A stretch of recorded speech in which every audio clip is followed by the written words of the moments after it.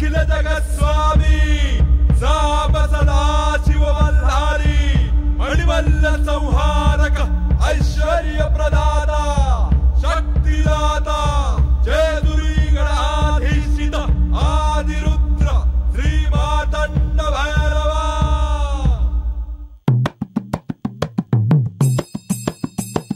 जय देव जय देव जय देव जय देव जय देव जय शिव मातंडा।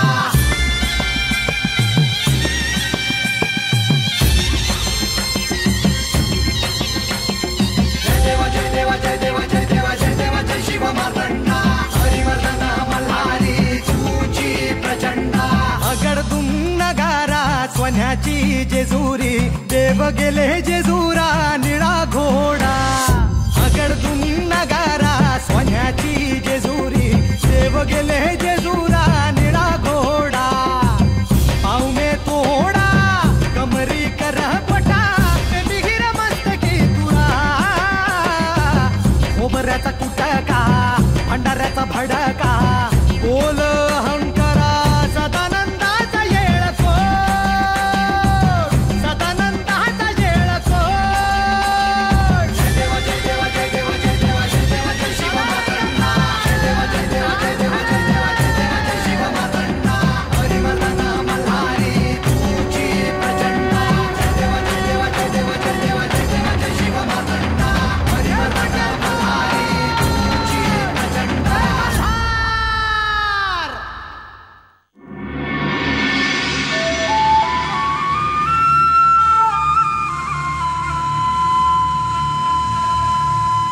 वाह बानू, तू हात जेजुरीत राहाया आलीस, देवाची बायको झालीस, पर वस्तीला जेवण बनवायचं विसरले नाहीस हा? अरे आपलं जेवण कराय कोणी विसरत होय असं? आणि अरे आपल्याकडल्या रानातलं जेवणाची तराच वेगळी आहे बघ. आणि तेव्हाच बी माझ्या हातची भाकर आणि जेवण लय आवडतंय. काय म्हणतीस? वा वा.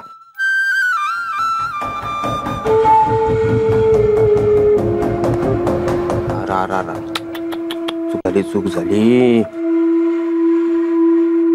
आयला माझ्या ध्यानात नव्हतं. तुला कळलं ना वैर? हा हा देवाचं जेवण व्हायच्या अगोदर जेवाय बसलायस होय. आता जर देव हिथं आलं आणि जेवताना बघितलं तर कसं वाटेल त्यासनी? हा बरं दिसतंय काही?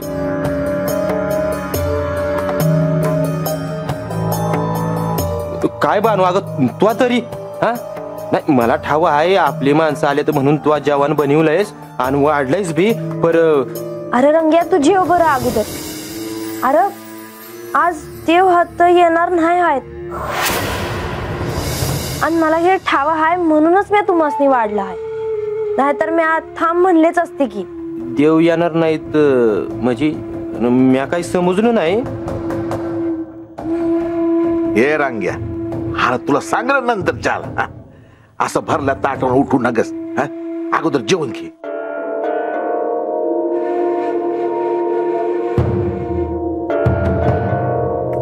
बानू एक विचारू का?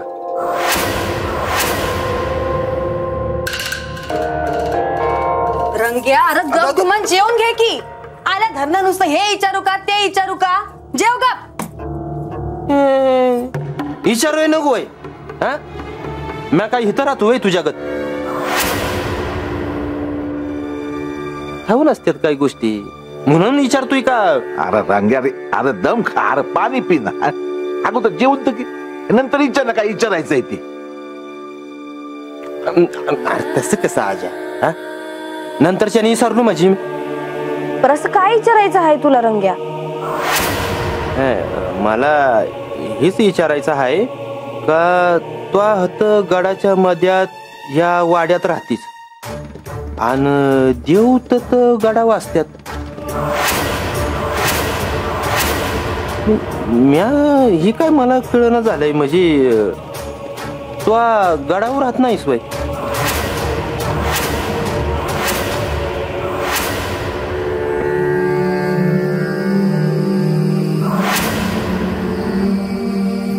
काय झालं ग बानू? बोल की. अरे रंग्यात ते हाय का आता बरं राहू दे, नसल सांगायचं तर नका सांगूच. ए रांग्या, अरे मी सांग ना तुला नंतरच्या, अगोदर जेवण तर घे. आणि तुला कळत कसं नाही रे? अरे किती रात झाली या, तुला तर जायचं तर जायला तुला उशीर होईल. खाऊन घे बिगी बिग. अरे पर ए रांग्या, एकदा सांगितलेलं ध्यानात येत नाही भाई तुझ्या? नाही होय होय, तू म्हणतोस ती बी बरोबर आहे, पर मी कसं बरं राहू दे चल.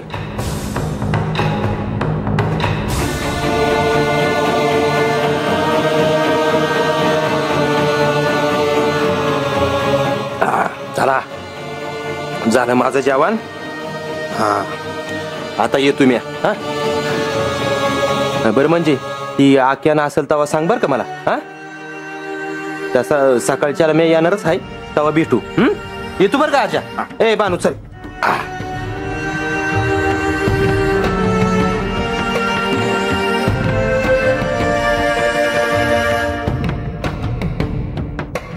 येतो रे आजा. हा चल.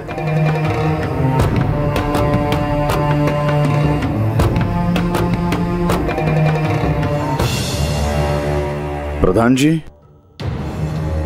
राज्यात आता काय वार्ता आहे? देवा, आता राज्यात सगळं काही कुशल आहे. पंचमहाभूतांनी या भूप्रदेशाला सगळं काही भरभरून दिलं आहे. शेतकरी, व्यापारी, राज्यातले सैनिक, सेवक सगळे सुखी आहेत. आबालवृद्ध, स्त्रिया सगळे सुरक्षित आणि निरोगी आहेत. घरदारं धनधान्यानं भरलेली आहेत देवा.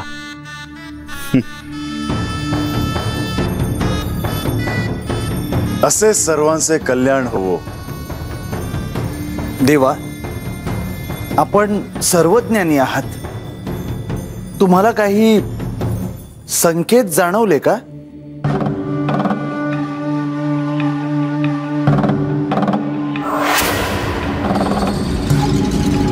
मला माझ्या कन्येला भेटायचे आहे. तिला भेटायची ओढ मला स्वस्थ बसू देत नाहीये.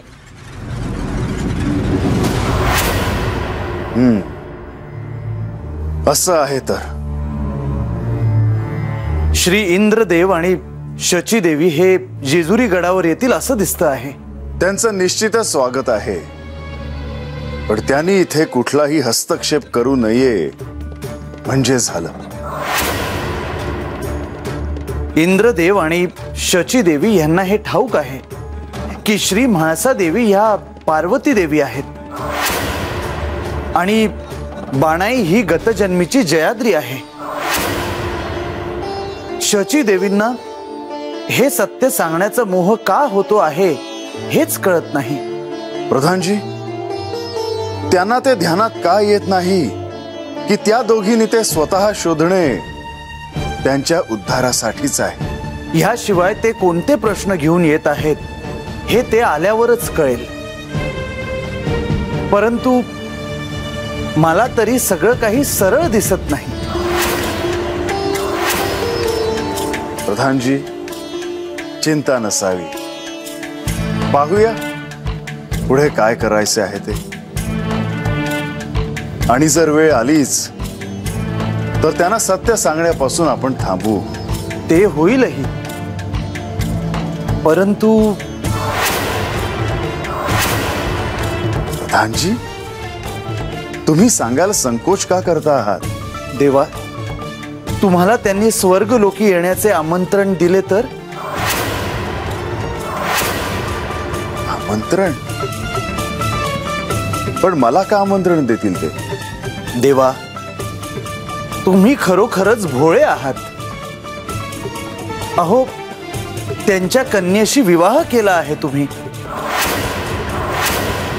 पण मग तुम्हाला जावई म्हणून सासरी जावं लागेल.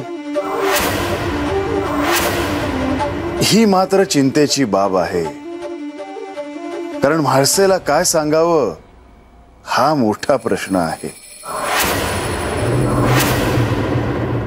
या रंग्याला कळालं तर साऱ्या वस्तीला सांगल त्यो. त्यासनी कळायला तर हवं तर तो सांगेल ना. त्यासनी काय बी कळू द्यायचं नाही. बा पर असं किती दिवस लपून ठेवणार आहे. आज ना उद्या समध्यासनी हे कळणारच आहे. त्यांची बानू जेजुरीत राहते तर देवांसंग गडावर नाही राहते. मग काय समजा ते सांगून टाकायचं होय. वस्तीवर कळलं ना तो उगा लोकांनी बोलायला मिळेल. राजा बानू म्हणतीय ते बी खरंच आहे. किती दिस लपून ठेवणार आपण. वस्तीवर समध्यासनीच असं वाटत असेल का माझं देवांसंग लगीन झालं आहे म्हणल्यावर आमचा संसार सुरू झाला असेल. जसा कुण्या बी नवरा बायकोचा संसार असतोय तसा आमचा बी संसार असेल. त्यासनी हे कुठं ठावा आहे का त्यांची बानू हात कशी राहते, कसा संसार करते. ए बा समज चांगलं होणार बघ. तू माझ्यावर विश्वास ठेव. माझ्यावर विश्वास नसेल ना तर देवावर विश्वास ठेव बघ. ते काय तुला असं सोडत्याल होय. अगं तुझ्याशी लगीन करायचं म्हणून देवानं काय नाही सोचला. तू नग काळजी करूस. ज्या माळसा देवीनी तुला गडावर येऊ देणार नाही म्हणून सांगितलंय ना त्याच माळसा देवी तुला सवतावून जवळ करतात की नाही बघ. मला बी तसंच वाटलं होतं पण तसं काय बी नाही झालं. तसं दिसा मागून दिस जात्यात तसं आमचं नातं अजून बी वाकडं व्हायला लागलं आहे. माझ्या मनात त्यांच्याबद्दल राग नाही तर त्यासनी माझ्याबद्दल राग आहे. माझ्या मनात त्यांच्याबद्दल राग नाही तर त्यासनी माझ्याबद्दल राग आहे. त्यामुळं मला नाही वाटत त्या मला. हे बानू पुरं झालं ग. यो ईश्वर आता नग काढू. तू सुखात राहावी एवढंच माझं मागणं आहे. दुसरं मला काय बी नग. आणि मला ठाव आहे देव आज ना उद्या तुम्हा दोघीसनी एकत्र करत्याल बघ. असं झालं तर चांगलंच आहे.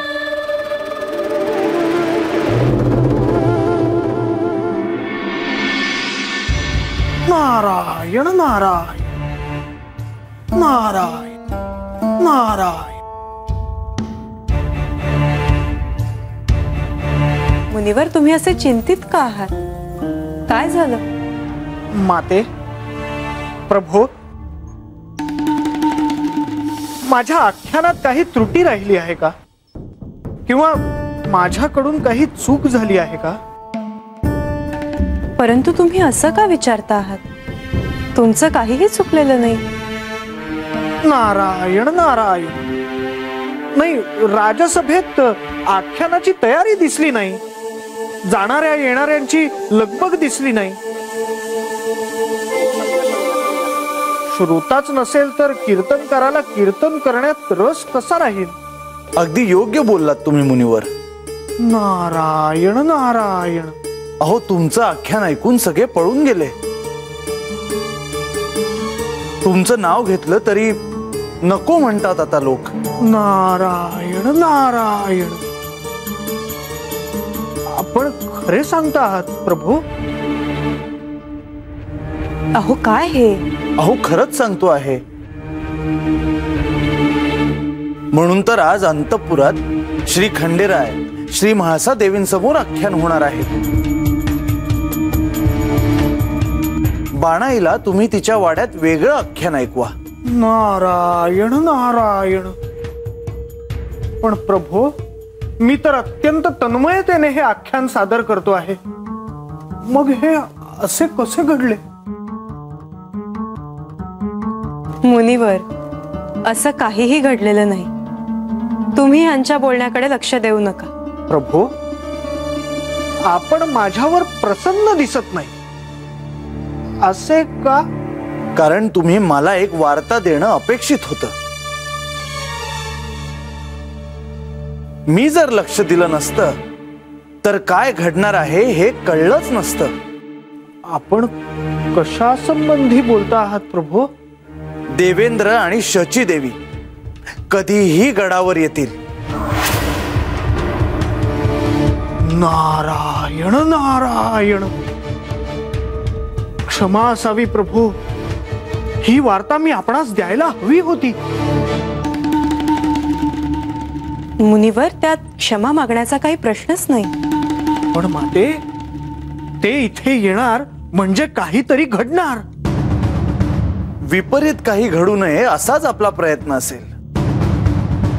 परंतु ते दोघे इथे येण्यामागचा त्यांचा हेतू काय? मुनिवर, ते मी सांगण्याऐवजी तुम्ही जर इथे थांबलात तर प्रत्यक्ष तुम्हाला ऐकायला मिळेल. नको प्रभू, नको. श्री इंद्रदेव आणि शचीदेवी, श्री खंडेराय आणि श्री म्हाळसा देवी आणि प्रत्यक्ष आपण यांच्यात काय घडले हे मला जाणून घ्यायचे नाही आता. का? कारण काही विपरीत घडले तर सगळे मला दोष देणार. सगळे हेच म्हणणार की या नारदाने कळ लावली म्हणून. मुनिवर, तुम्हाला थांबायलाच हवं. मुनिवर, मी सांगते, तुम्ही इथे थांबणं अपेक्षित नाही. तुम्हाला जर कुठे जायचं असेल तर तुम्ही जाऊन या. धन्यवाद माते. आज्ञा असावी प्रभू. यावे मुनिवर. नारायण नारायण नारायण.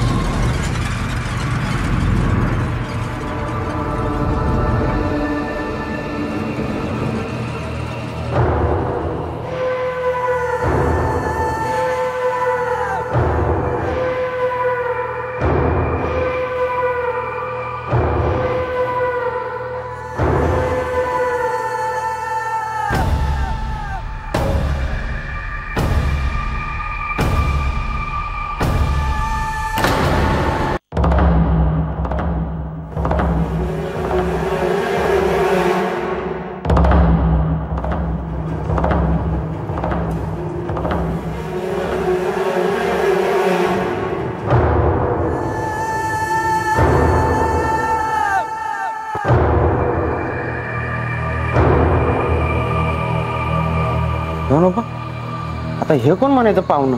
अरे तुला ठाव नाही होय? नाही ना. अरे ते देवांचं राजा आहे इंद्रदेव. इंद्रदेव? हा. अरे माग एक डाव ते जेजुरीला आलं होतं. हा तुला ठाव नसल म्हणून सांगतो या. ते बाणाईचं बा आहे ती बा. बाणाईचा बा? हा. अरे पर बाणाईचं पात्र वाड्यावर आहे ती. अरे ती लय मोठी गोष्ट आहे.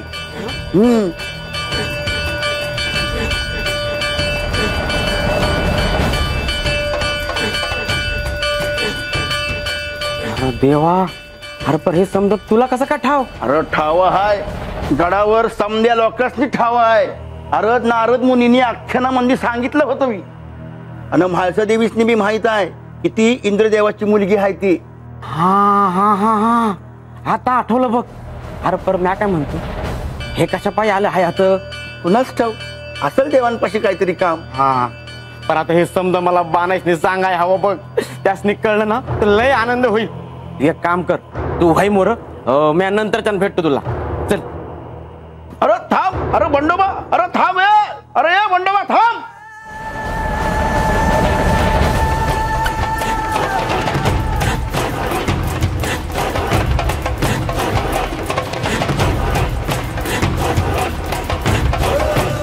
देवा, देवा, इंद्रदेव आणि शची देवी यांचं जेजुरी गडावर आगमन झालेलं आहे. होय, ते अपेक्षितच होतं. ते काय सांगणार आहेत आणि त्यावर आपण काय निर्णय घ्यायचा याचा विचार आपण करायला हवा. आधी त्यांना त्यांचं म्हणणं मांडू द्या, मग काय निर्णय घ्यायचा ते ठरवू.